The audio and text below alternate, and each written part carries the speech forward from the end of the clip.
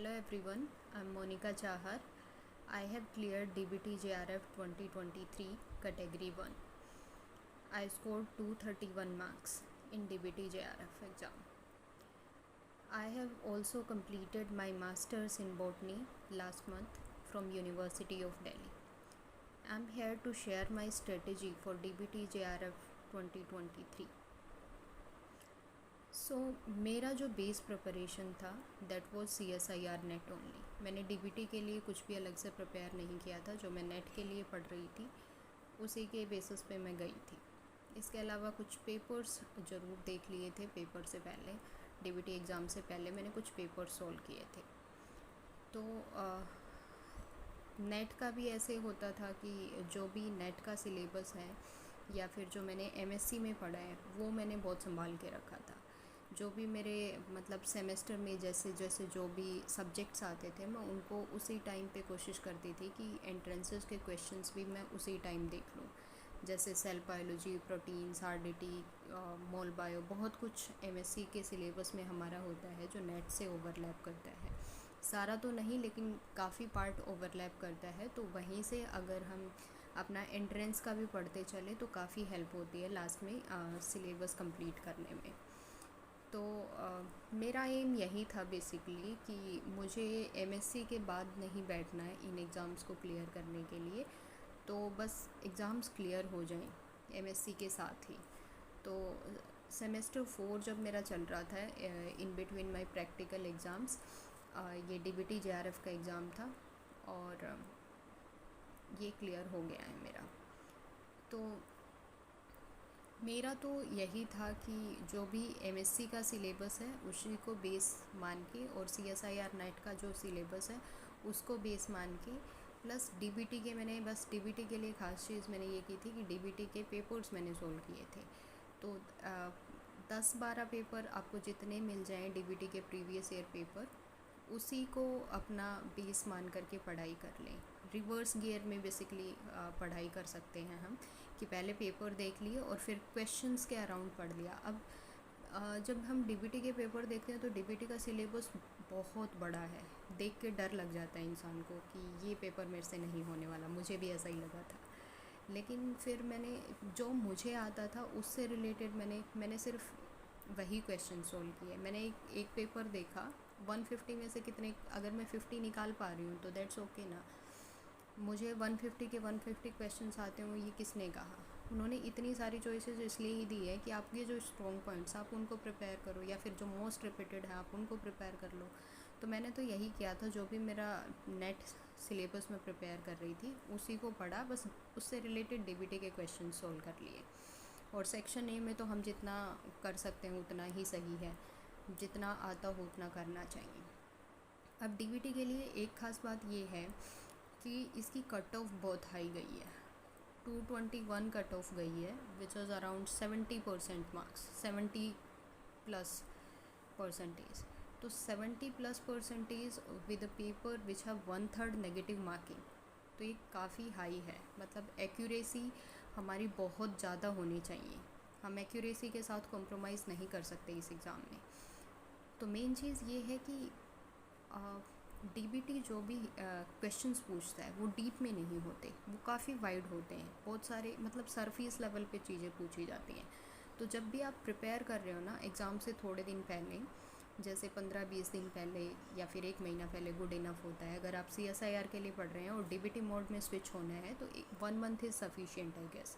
तो उस time revision करते टाइम भी आप ऐसे उसी अप्रोच से चीज़ें रिवाइज़ करते जाने. आपको अपने दिमाग पे ऐसा नहीं कि मेरे को अभी एनालिटिकल ज़्यादा सोचना है. ये होता है कि फैक्ट बेस्ड चीज़ें और सरफेस लेवल पे जो कॉन्सेप्ट्स यूज़ हो रहे हैं वो ध्यान में आप रख के जा सकते हैं. उसके अलावा BSc के बेसिक्स भी बहुत हेल्प करते हैं क्योंकि बहुत सारे क्वेश्चंस बिल्कुल डायरेक्ट बेसिक्स से होते हैं. तो कहीं ना कहीं वो भी हेल्प करते हैं. अब तो क्योंकि हाई कट ऑफ है और क्वेश्चन पैटर्न भी ऐसा है कि यस और नो, या तो हमें क्वेश्चन आता है या फिर हमें क्वेश्चन नहीं आता.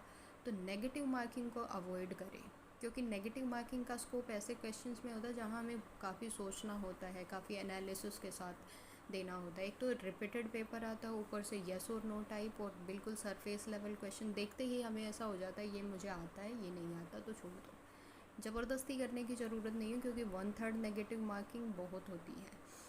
आप आप सोच के आए होंगे मैंने जितने क्वेश्चंस किए थे, अगर वो क्वेश्चन आपका नेगेटिव हो गया तो 3 नंबर तो सही होने के गए और 1 नंबर आपका नेगेटिव, तो आपके टोटल स्कोर में से 4 नंबर घट जाते हैं, और वो बहुत इम्पेक्ट करता है। ठीक है, तो नेगेटिव मार्किंग को तो डीबीटी में अवॉइड ही कर दें। और डीबीटी के सिलेबस से ना डरें, बहुत बड़ा दिखता है, हमें वो पूरा नहीं करना होता। आप अपनी प्रिपरेशन को इस हिसाब से करें कि आप सेक्शन बी में 60 to 70 क्वेश्चंस को, आप 70 क्वेश्चंस को टारगेट कर लो, 70 में से 50 आप कर पाओगे। ठीक है, अगर आप 70 क्वेश्चंस को बिल्कुल अच्छे से प्रिपेयर करके जा रहे हो कि मैंने इतनी सारी यूनिट पढ़ ली कि मैं 70 क्वेश्चंस टारगेट कर रहा हूँ, तो 70 में से 50 निकल जाएंगे आपके, या फिर उससे भी ज़्यादा आप पढ़ पा रहे हो, आपके पास टाइम है, तो बहुत अच्छी बात है। मैंने तो अपना एमएससी के साथ चीज़ें बैलेंस करी थी, which was a task. MSc में इतनी, सबको पता होता है कितनी प्रेजेंटेशन, फाइल वर्क, कभी लास्ट सेमेस्टर में तो रिसर्च वर्क, डिजर्टेशन, कभी प्रैक्टिकल फाइल सबमिट करनी, और 9 to 6 डिपार्टमेंट में रहना, वो अलग। तो बहुत एक टास्क सा हो जाता है एमएससी के साथ चीज़ें बैलेंस करना। तो मैंने कैसे बैलेंस किया था एमएससी के साथ, मैं वीकेंड पे कभी कॉलेज का नहीं पढ़ती थी। मैं एमएससी पे, पूरे एमएससी में मैंने सैटरडे संडे कभी एमएससी के लिए पढ़ाई नहीं की। मैं हमेशा एंट्रेंसेस के लिए पढ़ती थी, सैटरडे संडे मेरा फिक्स होता था। बस अगर कोई एग्ज़ाम है, सपोज कॉलेज का सेमेस्टर एग्ज़ाम्स चल रहे हैं या फिर कोई इंटरनल असेसमेंट टेस्ट है, तो फिर मैं सैटरडे संडे एमएससी के लिए पढ़ लेती थी।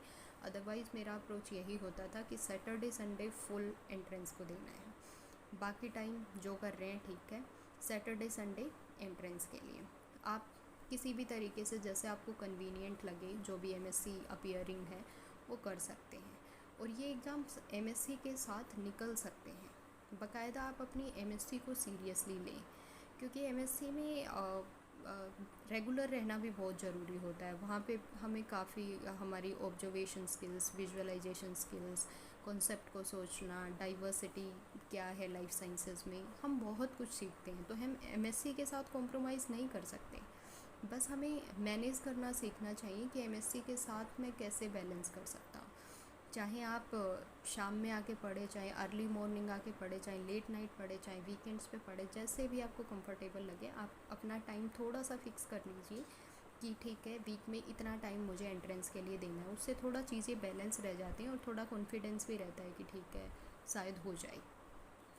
उसके अलावा यही है कि आप 10 previous year questions, 10 paper previous year question paper के अच्छे से एनालाइज करके चले जाएं, I guess then you are good to go.